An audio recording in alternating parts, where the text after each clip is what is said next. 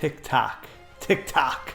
Boys and girls, we are now a mere few days away from the release of Zelda Tears of the Kingdom. I can't believe this game is actually coming out this week, and I can actually say those words. It's unbelievable. And reviews are probably going to start dropping, maybe tomorrow, maybe Wednesday, but they're upon us. I'm really curious what the Metacritic score for this game is going to be. So in this video, I'm going to take a quick look at past Zelda games, what their Metacritic score was, and I'm going to give a big fat prediction what I think Zelda Tears of the Kingdom's Metacritic score is going to be. Let's talk about it.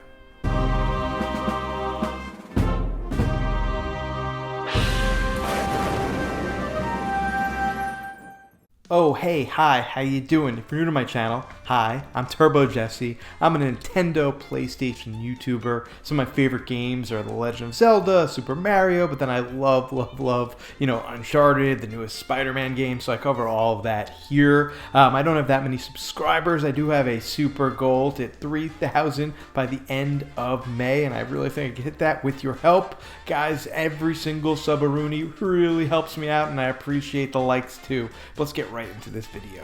First, before I get started, let's talk about Metacritic a little bit, and these are like kind of the review scores, kind of consolidated from all of the big publishers. So people kind of grade these or think of these as like, the end all be all of if a game is good or not, and personally, I don't really. I mean, granted, I know this is kind of what the majority thinks, but there's always those games that aren't that good that you love, or vice versa, that get graded really well, but you just don't like. Reviews are very subjective, but I guess they kind of put them all together here and give them a score.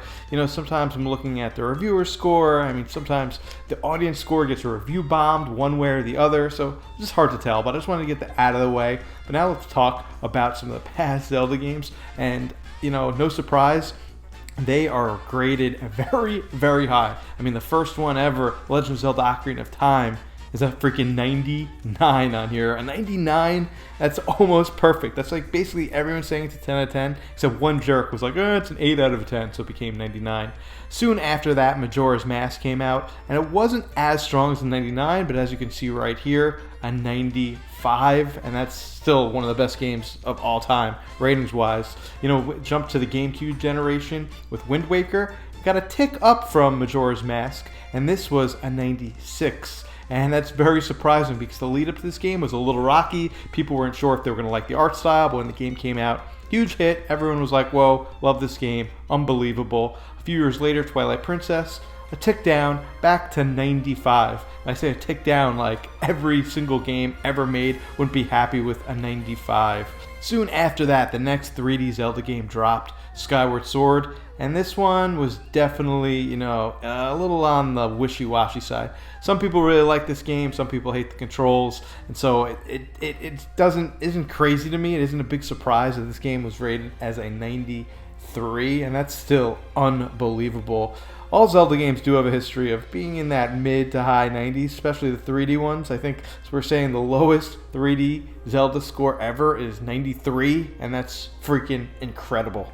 And then to talk about Breath of the Wild, personally my favorite game of all time. This came in at a whopping 97. In the modern era, for a game to be 97 is just like unheard of, and I really believe this game lives up to that 97.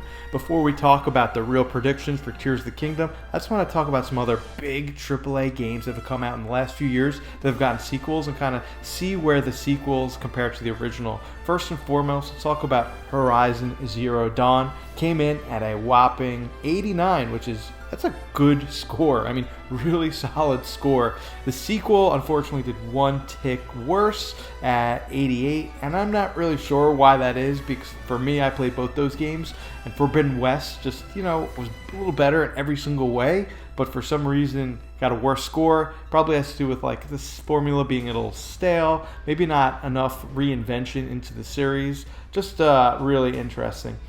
Next up, let's talk about God of War and God of War Ragnarok. I'm going to do this one really quickly, and both those games got a 94. 94 is an incredible game, and I can't believe they both had the exact same score. Obviously the people that played this game really liked it. They liked the formula. They thought, the sequel Ragnarok did enough to enhance the original, and that's just a really solid score. So those two games, like, you really haven't seen too much of a difference between the sequel and the original. One other game I want to compare this to, just for the Metacritic side of it, is Splatoon 2. That game came out in 2017, and the sequel, Splatoon 3, came out last year in 2022. And believe it or not, this is another game where the Metacritic score for both games was exactly the same, coming in at 83. For me personally, Splatoon 3 was basically, a heavy-duty DLC pack for Splatoon. I didn't see too much innovation there at all, maybe because, I don't know, it just seemed like more of the same. The story was a little better, I guess.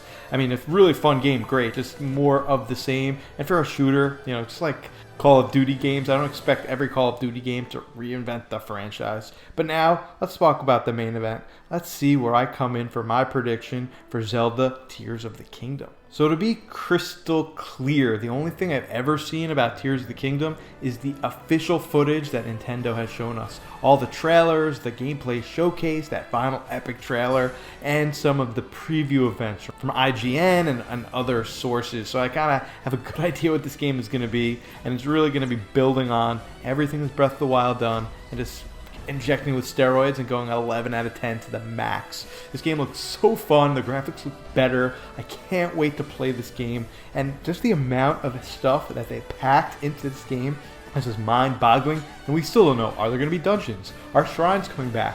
What kind of bosses they're going to be? What's the story like? How are they going to do memories? Like, what is going on with Zelda's short hair? I mean, come on. Zelda has short hair now. We must know. So anyway, guys, I'm giving you my prediction. The original Breath of the Wild came in at a whopping stellar 97, and I'm predicting that Tears of the Kingdom is coming in at a whopping 97. That's right. I think the people that love the first game are going to love this game, give it a 10 out of 10. And the people who didn't like the first game are going to say still. They're going to say, hey, this isn't the traditional Zelda formula. It's a good game, but blah, blah, blah. And those people are going to give it lower scores. I just think of the comparison of some of these huge AAA games like God of War, like Horizon Forbidden West, like Splatoon, the people that love these franchises still love them, and the people that like to, give them a few ticks down on the Metacritic score or their scores are going to continue to do that. So I think this game will have the identical score as Breath of the Wild and come in as a 97. But what we really want to know is, what score do you think this game is going to come in as? Do you think it's going to get a Metacritic score below the original 97, above it, maybe a 98? Or do you think this game just might be way too much Minecraft and too much Animal Crossing and stem too far away from the Zelda, philosophy and formula, and people are just going to not like this game? Let me know what your prediction is down in the comment section. I'll be sure to get back to you. It's my favorite part of making YouTube videos, guys, is getting back to you guys, interacting with all of you fellow gamers. Guys, like I said earlier, I'm an indie YouTuber, not that many subs. Have a goal to hit 3,000 by the end of May, and I think we could just do it. If you guys wouldn't mind hitting that sub button, give me a old like. Guys, as always, I am Turbo Jesse, and I'll see you on the flip side.